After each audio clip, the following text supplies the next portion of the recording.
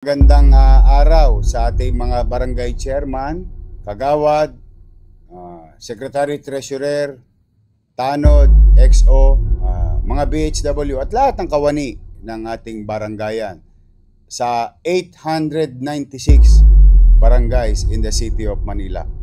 Na hinihikayat ko po kayo, pati ang mga SK chairman at SK kagawad na lumabas at lumahok at tumulong po tayo sa ating citywide clean up and declogging operations.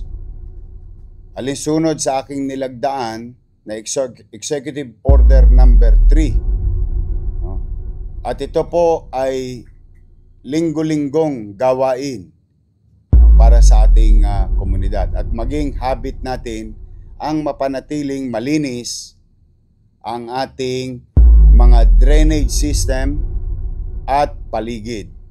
Magsasagawa tayo rin ng mga paglilinis sa estero, kanal at kalsada. Kasabay po niyan ang inyong DPS, City Engineering Office and MDRRMO.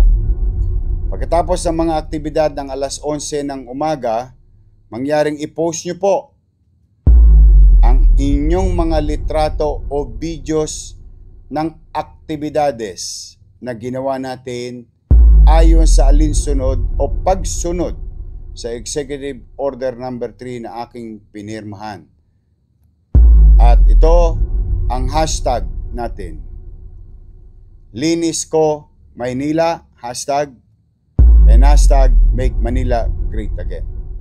Muli, ako'y buong kababaang loob na nakikisuyo sa inyo. Magtulong-tulong tayo.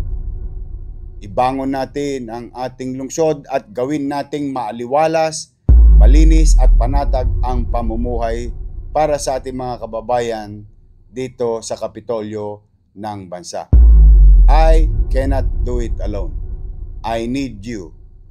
I need everyone's cooperation because together we can make Manila great again.